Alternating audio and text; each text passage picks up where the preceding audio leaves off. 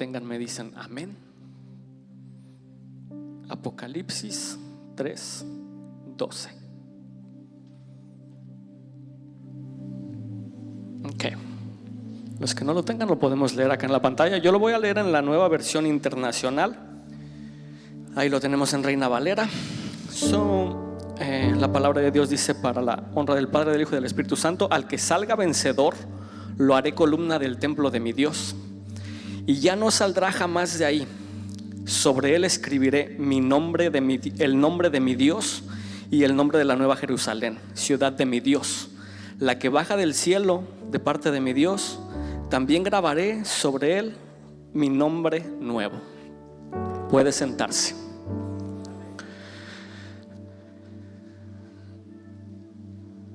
Ya me preguntaron 2 o 3 personas: hey, ¿cómo te sientes? ¿Estás nervioso? Les dije: no, la primera vez sí estaba muy nervioso, pero ahorita estoy un poquito menos, ¿verdad? No, bastante menos. El día de hoy me tocó un tema bien interesante. Y el tema se llama: quiero ser un pilar fuerte en mi iglesia. Si ustedes se fijaron en el verso que leímos, habla acerca de las columnas. Las columnas son los pilares. Y desde la antigüedad ha habido diferentes tipos de pilares, ¿verdad? Hay algunos pilares que son meramente decorativos, son usados como elementos decorativos. La diferencia es que esos pilares que son elementos decorativos regularmente no tienen fuerza. Son huecos por dentro, bonitos por fuera, pero huecos por dentro. No soportan estructuras, no soportan peso, no soportan ese rigor, pero son muy bonitos por fuera. Son elementos decorativos. Por otro lado, está el otro tipo de columna o el otro tipo de pilar, que es un soporte de extrema importancia para una estructura. Quiero que se imagine un edificio muy grande, como un tipo warehouse. Y quiero que piense qué es mejor en una estructura grande: un pilar o una columna decorativa, o un pilar o una columna que soporte el peso de la estructura. Yo creo que si les pregunto, ustedes obviamente me responderían: obviamente, Ulises, se necesita un pilar que soporte peso. Yo quiero preguntarte a ti desde ahorita mismo: ¿qué clase de pilar o estructura eres tú en tu iglesia? O más para allá todavía, ¿qué clase de pilar o estructura eres tú en el cuerpo de Cristo? Empezamos fuerte, ¿verdad? Empezamos fuerte. Y espero que durante todo el servicio, durante toda esta enseñanza, sigamos más fuerte todavía, porque lo que espero es que reflexionemos acerca de todo esto. En Primera de Reyes nos habla acerca del templo de Salomón.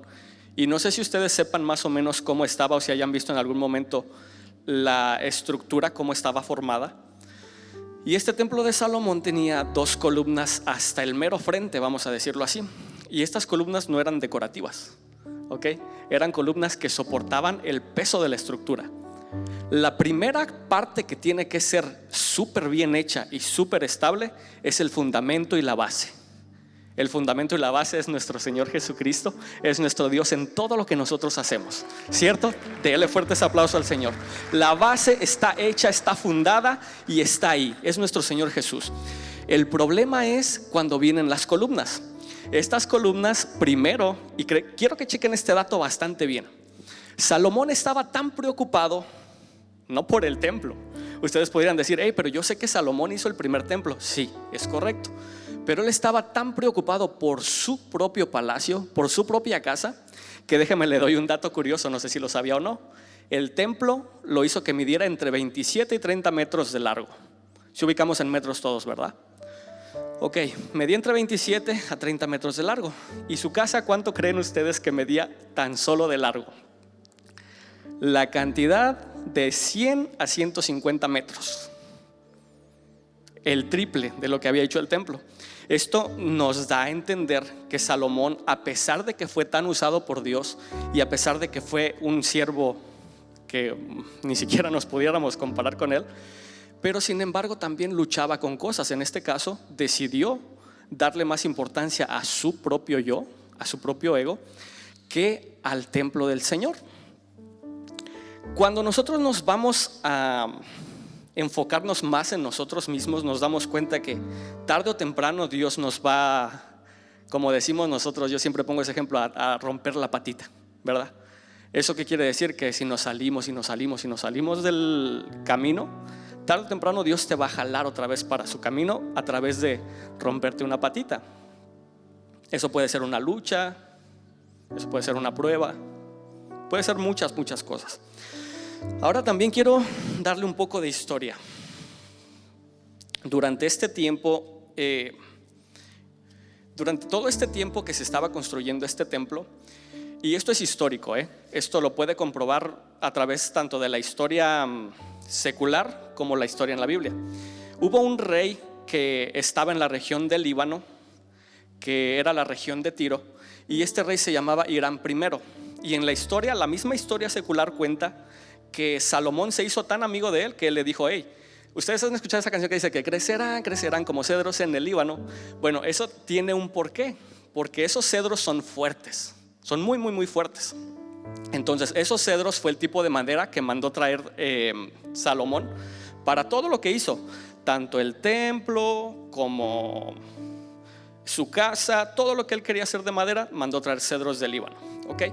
Junto con ello, este rey Hiram de Tiro le mandó a otro Hiram, pero este Hiram era un fenicio que era un artesano, era un artesano.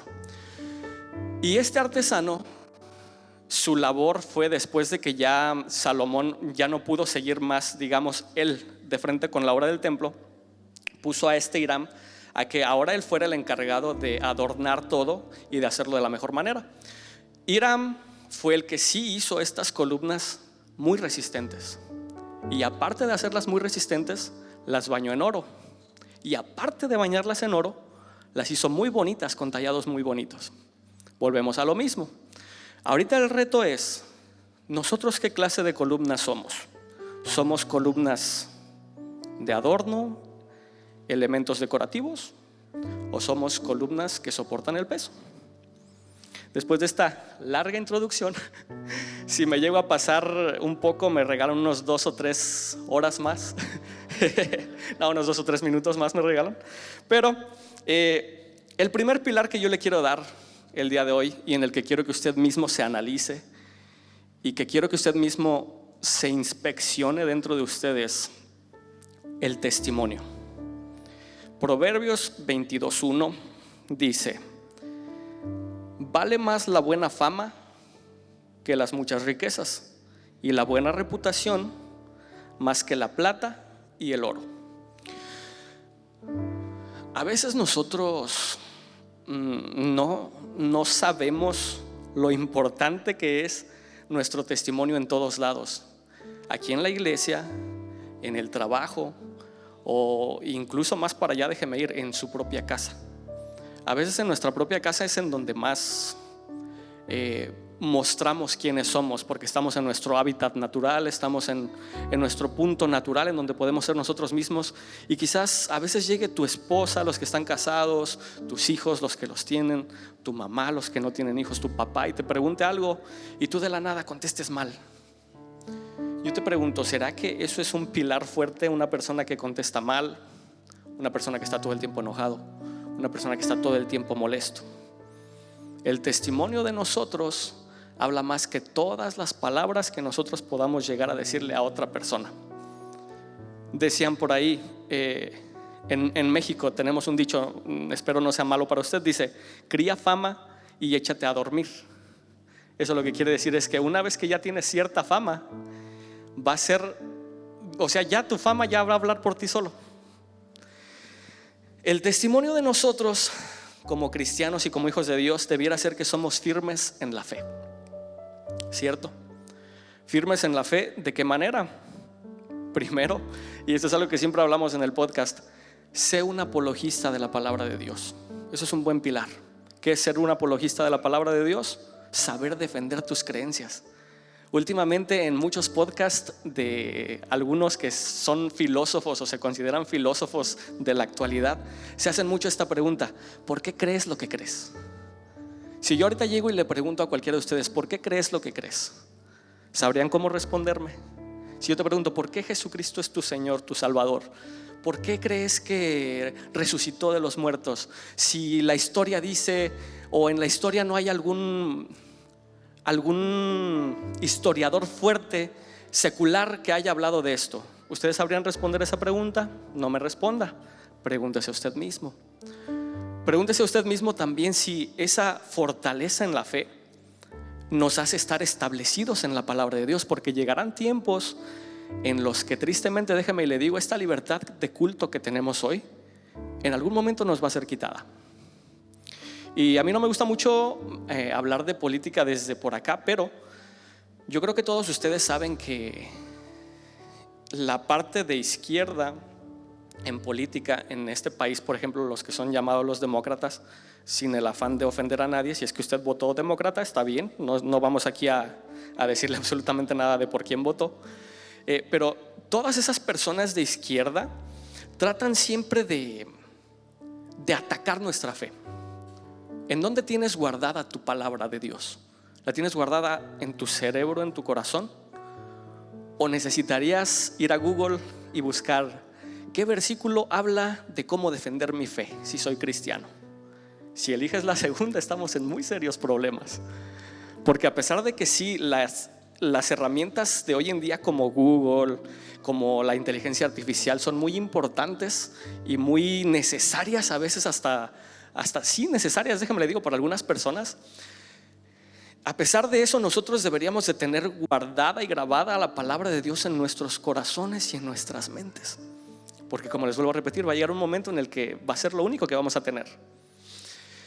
Y hablando de esto, hace unos días yo me puse a tener una conversación con inteligencia artificial, que yo sé que ya muchos de ustedes seguramente lo han hecho.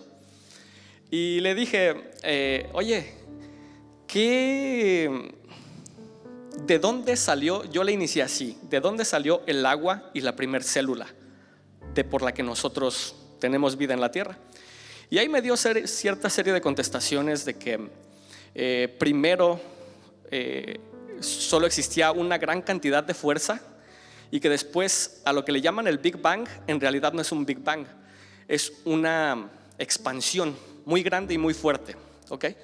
Y esa expansión en determinado momento fue produciendo helio, fue produciendo carbono. Nuestra vida como la conocemos está basada en el carbono, ¿ok? Y después del carbono, me dijo ella, pues empezaron a crear el hidrógeno, el oxígeno, hasta que se empezaron a combinar para hacer dos moléculas y hacer H2O, ¿verdad? Y después le dije, ok, vamos más para allá. Hoy me dijo, y de ahí también surgieron las 4 fuerzas que rigen el universo. Las 4 fuerzas que rigen al universo, por si usted no lo sabe, que considera la física, es electromagnetismo, gravedad, fuerzas nucleares débiles, fuerzas nucleares fuertes. Entonces yo le digo, ok, ¿y esas 4 fuerzas en dónde estaban antes de esa gran expansión? Y me dice, bueno, ahí la física se enfrenta a un problema. Y este problema al que se enfrenta se llama la singularidad. ¿Y qué es la singularidad? Que si tú te regresas y te regresas y te regresas, digamos, si esto fuera una película, vamos a ponerlo así, una VHS, los que sepan, y tú le regresas, y si sabes es que ya estás viejo, como yo. Si tú le regresas y le regresas hasta cierto punto, llegas a la singularidad. La singularidad lo que quiere decir es que las leyes de la gravedad y el tiempo fallan. Ya no hay manera de explicar más para atrás. Entonces tú le dices, ok, si ya no hay manera de explicar más para atrás, ¿cómo vas a explicarme de dónde surgió la vida? Y entonces ella me dice, bueno, eso es un tema filosófico y religioso, porque ya a ese grado la física no tiene respuesta. Y se me hizo muy interesante y dije, mira. Y después le pregunté, bueno, ¿y de dónde sacas toda esta información? El tema que estamos viendo hoy es los pilares, ¿verdad? Y me dijo, bueno, los pilares son personas como tal, como tal, como tal. Esas personas son consideradas pilares de la física son consideradas pilares de encuentros científicos, y esas personas dieron todo por llegar a esas conclusiones. ¿Nosotros somos pilares de nuestra iglesia? Tú que me escuchas, ¿eres pilar de este lugar en el que estás parado? Sentado en este caso. Si llegara alguna persona y te preguntara: oye, ¿tú qué haces en tu iglesia? Usted podría decir: yo soy un pilar fuerte en mi iglesia. No me responda, se lo dejo ahí. Vámonos un poquito más para allá. El segundo pilar del que le quiero hablar hoy: pilares económicos. Y no les voy a hablar mucho de esto porque yo sé que quizás el pastor en el último tema vaya a tocar más este tema, aparte de que el mes de enero usted sabe que es mes de primicias, bla, bla, bla. Pero déjeme le digo esto: los pilares económicos, si usted se acuerda de ese pasaje de Génesis donde habla de Caín y de Abel, hablaba de que uno llevaba muy buenos frutos, los animales más gordos, y el otro traía lo que le sobraba, ¿verdad? Si nosotros somos pilares económicos en la iglesia, déjame le leo 2 de Corintios 9, 6 y 7. Dice: recuerden esto, el que siembra escasamente cosechará. El que siembra en abundancia cosechará. Cada uno debe dar según lo que haya decidido en su corazón, no de mala gana ni por obligación, porque Dios ama al que da con alegría. Al dador alegre, dice en la Reina Valera, ¿verdad? Nosotros, al menos aquí en la Iglesia Cristiana Elevation Point, jamás va a escuchar de que nosotros le vamos a decir: trae todo lo que tienes en tu bolsa, trae todo y ponlo en el altar, porque de esa manera Dios te va a bendecir. Haz un pacto con Dios. Se escucha bonito, ¿verdad? Haz un pacto con Dios y Dios te va a responder este año 2025. Wow, a mí me dicen eso y yo, puede ser que me persuadan, ¿verdad? Como dijo Pablo: por poco me persuades. Y tristemente yo lo he visto en muchos lugares. A mí me gusta decirles a los de la alabanza, los alabancers. Yo se las he contado muchas veces a los alabancers. Yo he ido a iglesias en donde están pidiendo la ofrenda. El que se hace llamar profeta viene, pide la ofrenda y les dice: pero tráigalo al altar y traiga algo que le duela. Dios no quiere sus obras. Dios no quiere que le dé lo mínimo. Dios quiere que le traiga algo que le duela.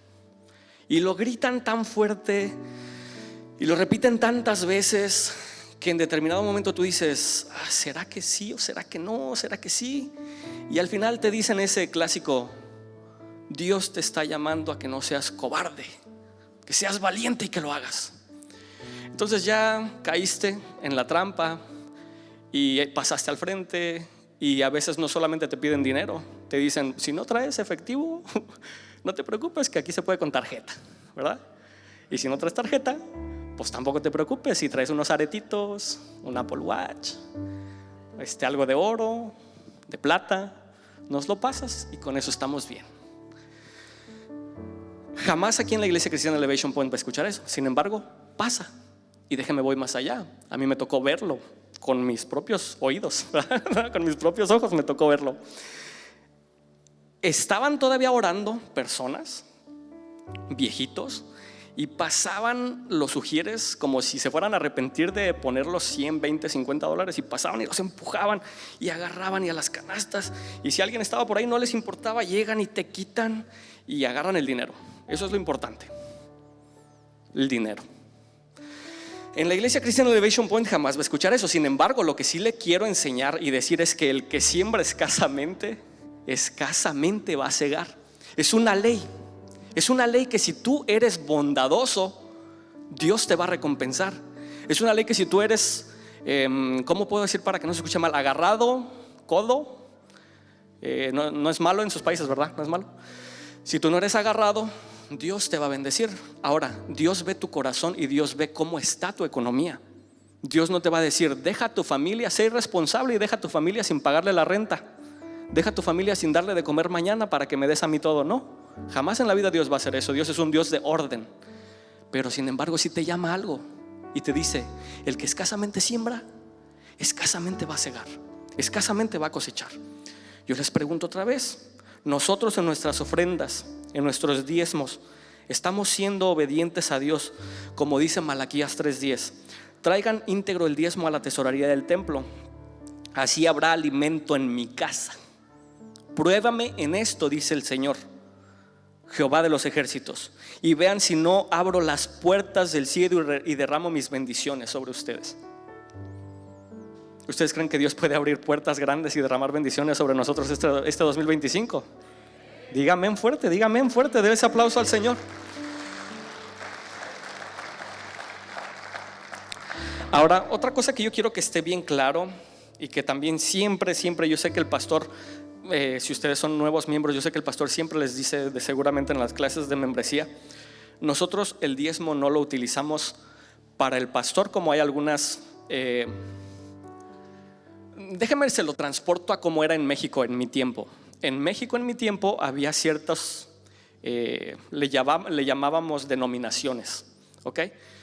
Algunos son bautistas, otros son presbiterianos, otros son bautistas, otros son lo que sea, ¿ok?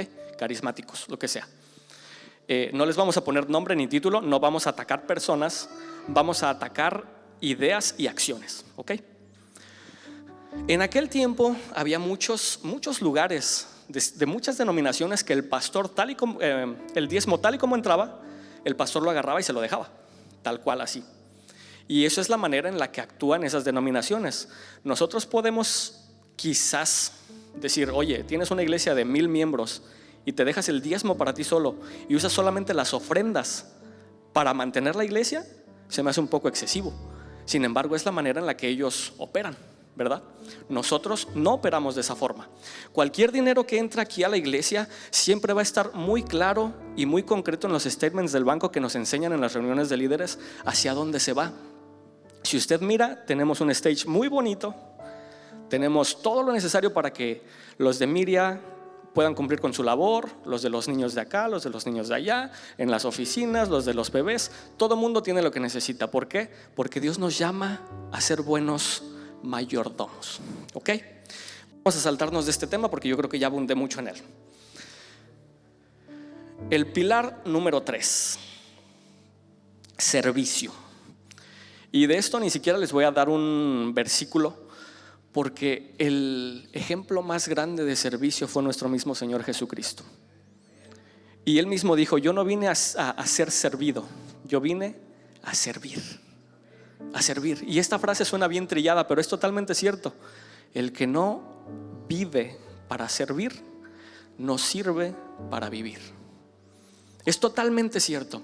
Ahora yo les pregunto a ustedes como miembros de la Iglesia Cristiana Elevation Point, ¿están sirviendo en algo? Por mínimo que pueda parecer, no hay nada a los ojos de Dios que sea acá y algo que sea acá. A los ojos de nosotros sí, nosotros somos seres humanos y nosotros decimos, ay, yo quizás no quiero hacer tal cosa porque eso no se ve. O ay, yo quiero hacer tal cosa porque esto sí se ve y el pastor se va a dar cuenta de que yo estoy sirviendo. Dios no lo ve de esa manera. Yo le pregunto, ¿su servicio a Dios cómo está? Quizás no sea necesario que sirvamos incluso ¿cómo lo pongo? No, quizás no sea necesario que sirvamos aquí. Quizás si no se puede mucho por cuestiones de salud o lo que sea, salir o mover o hacer, quizás puede decir, hey pastor, no tengo mucho, pero te voy a dar para 3 papeles de baño, te voy a colaborar con tal cosa. El servicio implica muchas cosas. Nosotros deberíamos de ser líderes espirituales que ayudan a los demás e inspiran a los demás. Nosotros deberíamos de ser ese tipo de personas que cuando nos ven servir digan, hey, yo quiero ser como esa persona que está ahí arriba, yo quiero saltar como esa persona salta, yo quiero cantar como esa persona canta, inspirar a otros. Servidores fieles que usan los dones y talentos al servicio ¿de quién? De Dios.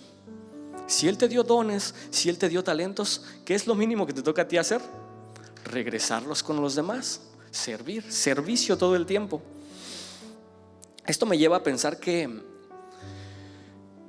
en psicología hay un tipo de sesgos que le llaman sesgos cognitivos. Los sesgos cognitivos lo que quiere decir es que nosotros en nuestra mente nos fabricamos ciertas cosas que después aplicamos muchas veces a nuestra conveniencia. El sesgo cognitivo de acoplar todo a nuestras maneras de ver las cosas es algo que hoy en día le está haciendo demasiado daño a la sociedad. Y yo no sé si usted ha escuchado esto, pero hoy en día las personas le llaman a lo bueno malo, a lo malo le llaman bueno. Y este sesgo del que les quiero hablar ahorita se llama sesgo de confirmación. ¿Cómo se llama? Sesgo de confirmación. Este sesgo lo que quiere decir es que, por ejemplo, yo esperaría, las personas que tienen este sesgo esperan que la Biblia o las enseñanzas o todo se adapte a ellos. Y si por ejemplo la Biblia dice no robarás, dicen no, pero es que si yo necesito tengo que robar. Es que sí, Dios me va a perdonar y ni modo. No. Hoy en día eso nos está haciendo demasiado daño. Lo que nosotros deberíamos de hacer a toda persona que llega a nuestra iglesia en el discipulado es decirles, es más, ni siquiera en el discipulado, a las personas que tú traigas aquí a la iglesia, a las personas que tú invites aquí a la iglesia, les deberías de decir: nosotros te vamos a aceptar tal y como eres, pero tarde o temprano tiene que haber un cambio. Tarde o temprano tiene que haber un fruto del Espíritu Santo en tu vida. Tarde o temprano tiene que haber ese camino en el que tú das un 180 grados y ya no eres el mismo. ¿Por qué? Porque Dios, a todo el con el que se encuentra de frente, toda persona que se encuentra de frente con Dios ya no puede ser la misma. Simple y sencillamente te hace que toda esa parte de ti que era lo que fuera, dáselo fuerte al Señor, toda esa parte. Si tú eras una persona que robaba, el día que tienes un encuentro real con Dios, el día que te encuentras cara a cara con Él, no puedes ser el mismo. Pero fíjate bien lo que te estoy diciendo: tienes que tener un encuentro cara a cara con Dios. Cara a cara con Dios. Y eso me lleva a mi último punto. Mi último punto es: deberíamos de ser pilares en la evangelización o la gran comisión. En la iglesia donde yo iba de pequeño, el pastor, en su manera de ver las cosas, nos decía: yo me imagino que cada alma que llega a la iglesia por tu predicación es una piedrita que Dios le va a agregar a tu corona. Es una bonita manera de verlo. Es una bonita analogía, una bonita manera. Y yo la adopté hasta cierto punto. Y dije: hey, sí, puede que no sea tan bíblico, no lo sé, pero es bonito, suena bonito. Yo les pregunto a ustedes: ¿han agregado una piedrita a esa corona? Si no hemos agregado una piedrita a esa corona, otra vez debemos de inspeccionarnos a nosotros mismos, porque si nosotros tuviéramos el pilar número 1, que es un buen testimonio, muchas personas ni siquiera esperarían a que tú les hablaras. Solitos vendrían y te dirían: ¿qué pasa contigo? Tus acciones hasta cierto punto hacen que mi cerebro choque. Enséñame más de ti, enséñame más de por qué eres de esta manera, enséñame más de por qué actúas de esta manera. Yo le invito el día de hoy: seamos representantes tanto de Jesucristo como de la iglesia en nuestra comunidad, en nuestro trabajo, en todos lados donde nos paremos. Seamos testigos, no de Jehová, testigos de la fe, y seamos testigos de la obra de nuestro Señor Jesucristo en esa cruz, que es lo más importante. Y ya para cerrar, y para después voy a hacer un pequeño llamado. Para cerrar quisiera preguntarle: ustedes, yo creo que la gran mayoría ubican el Partenón en Grecia, ¿verdad? Sí, Partenón en Grecia. Si usted ve el Partenón o una foto del Partenón, ¿qué es lo primero que salta a su vista hoy en día? Que déjenme les doy un dato. No sé si lo sepan, pero el Partenón se construyó por ahí del 438, 435 antes de Cristo. Antes de 4 siglos antes de Cristo. Y encima de eso échale los 2000 que ya llevamos. Y lo que está hoy en día en pie a primera vista son las columnas. Correcto. Las columnas es lo primero que salta a la vista Porque las columnas, como les dije al principio, si no eres una columna de adorno, las columnas son estructuras fuertes que por definición y para que funcionen tienen que ser más altas que anchas. Y ahí yo dije, Dios me está diciendo que me salga de estas comidas de diciembre, ¿verdad? No se crea. Pero sí, por definición la columna es más alta que ancha. Yo quiero que usted se pregunte, ¿es una columna duradera? ¿Es una columna que se puede usar en las manos de Dios? ¿Usted es una columna que se puede usar en su iglesia? Usted es una columna en la que pueden llegar los pastores. Puede llegar Pastor Arel, Pastor Pablo, Pastor Miguel, Pastor Ulises y recargarse, sabiendo que no se va a quitar, sabiendo que no se va a caer la columna y que después él se va a ir ahí junto. Usted es una columna en la que se puede confiar.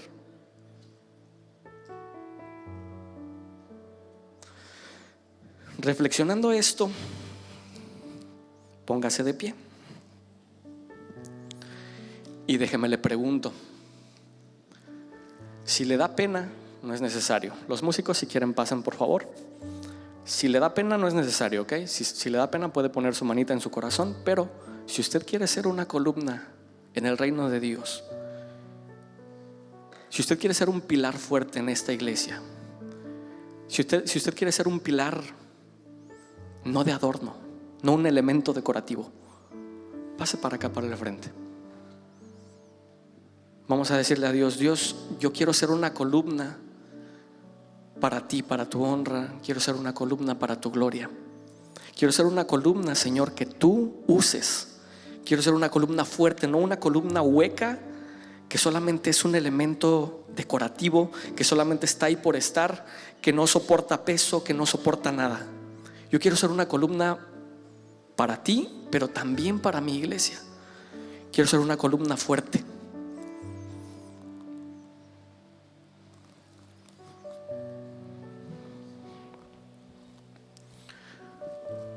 Vamos a tocar, muchachos, toquen el borde de su manto, por favor, y la cantan ahí de background. Yo me he dado cuenta de algo. Nuestro caminar con Cristo, muchas veces nosotros pensamos que depende de cómo nosotros nos sentimos. Si yo me siento bien, yo le sirvo a Dios. Si yo me siento bien, yo voy a la iglesia. Si yo me siento bien, yo camino con Cristo. Pero la gran mayoría del tiempo no es así, porque nosotros somos seres imperfectos que todo el tiempo vamos a tener nuestros altos, nuestros bajos. Vamos a tener momentos en los que queremos darlo todo y estamos contentos y estamos emocionados, pero también va a haber un momento en el que no queremos saber nada. En ese momento en el que tú no quieres saber nada es cuando Dios te dice, ¿eres o no eres un pilar fuerte? ¿Eres o no eres esa columna que yo llamé a ser? ¿Eres o no eres esa columna en la iglesia? Vamos a decirle al Señor que tú quieres ser una columna. Vamos a cerrar nuestros ojos. Vamos a orarle al Señor. Pasa más al frente, por favor, si eres tan amable.